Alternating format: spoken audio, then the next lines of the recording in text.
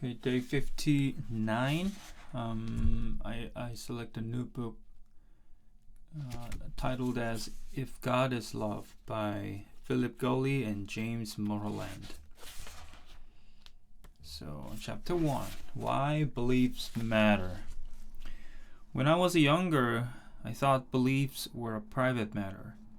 I had the right to believe what I believed, and others could believe what they wanted. As long as people didn't force their beliefs on me, I was happy to allow them to think things I considered ridiculous. Beliefs weren't dangerous. It was attitudes and actions that caused harm. In the summer of 1986, I discovered that this was a naive belief.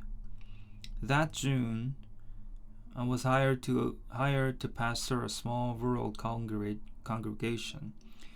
I'd been studying theology in college and was eager to put my newfound knowledge to work.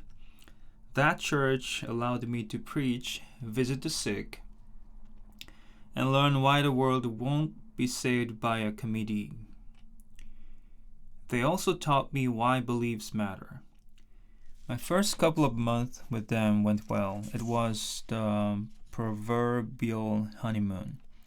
We each proclaimed our fondness for other loudly and often. There was, on both our parts, some give and take.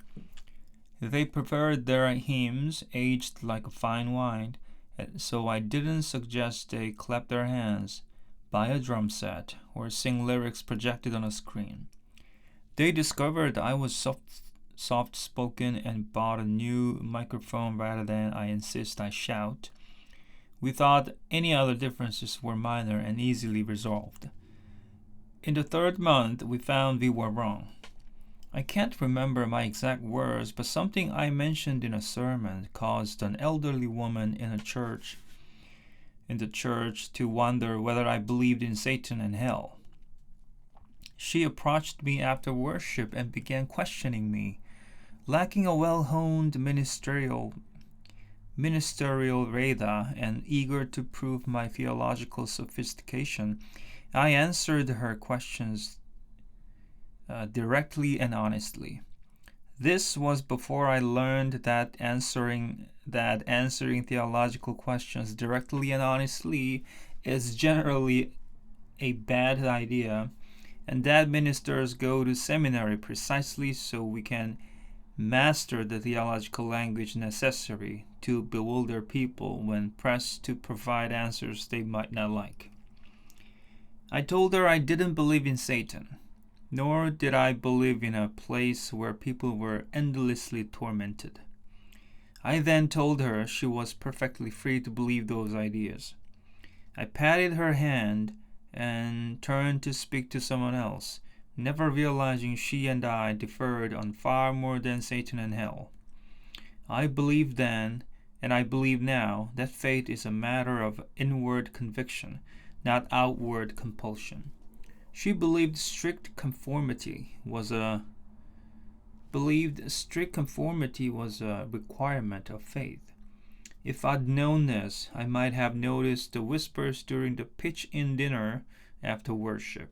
Instead, my wife and I left church that day grateful God had called us to such a warm fellowship and where I'd soon feel its heat. That week I immersed myself in my studies and sermon preparation, and the next Sunday morning arrived at church brimming with excitement.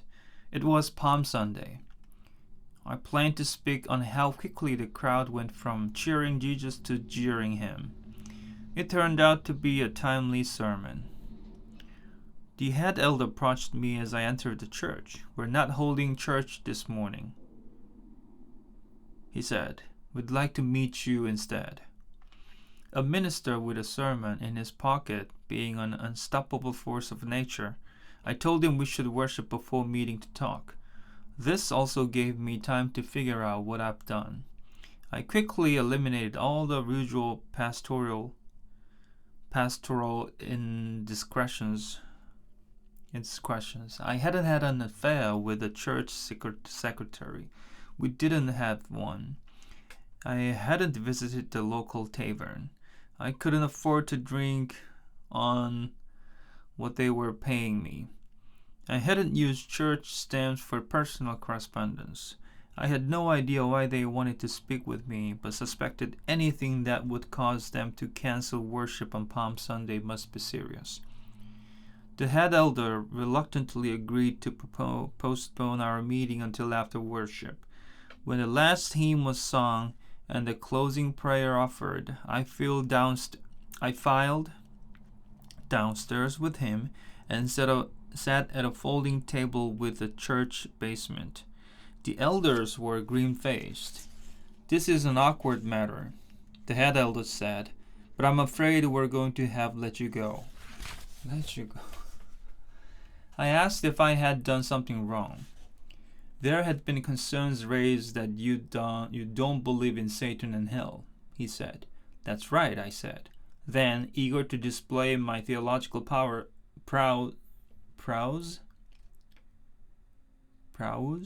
I asked if they wanted to know why. They declined my offer to enlighten them. I began to panic.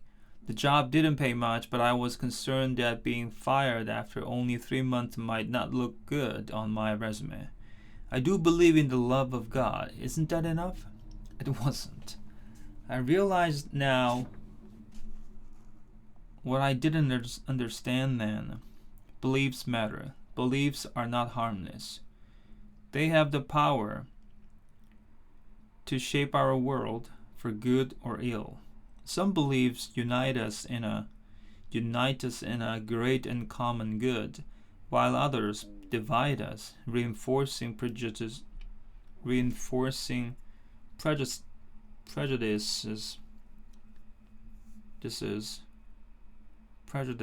and diminishing our humanity. Religious beliefs are especially potent, shaping how we think of and act toward God, others, and ourselves. I thought the idea of Satan and hell negotiable.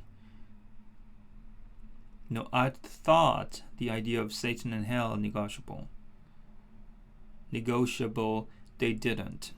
They considered the belief in a demonic personality and eternal damnation essential. They thought those who didn't believe in hell were deceived by Satan and destined for the lake of fire.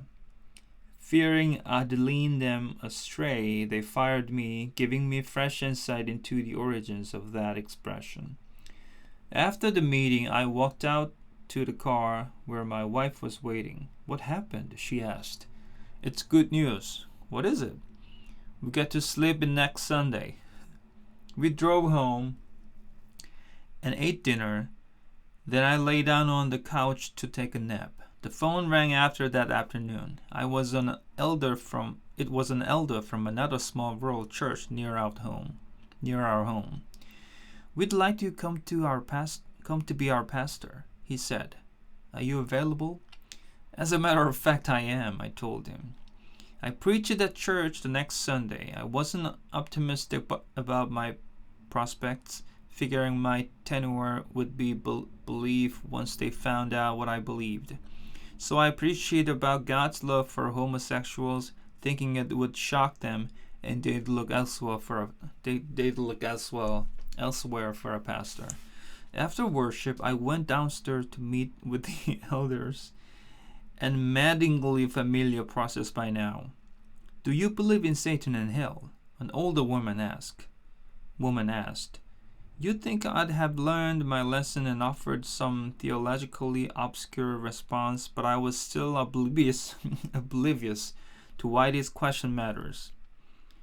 I assumed that someone at the first church had called to warn them of my heretical views. More stubborn than intelligent, I answered honestly once again, "No, I don't." An elderly gentleman smacked the table with his hand. "I like a man who speaks his mind," he said. "Let's hire him." And so they did. I was there 4 years before leaving to pastor a church in the city. When I left, it was It was with a heavy heart, and from what I could tell, they were sad to see me go. What made the difference? Grace. Oblivious, I should learn that word. Okay, this should be for today. Please correct me if you can. Thank you.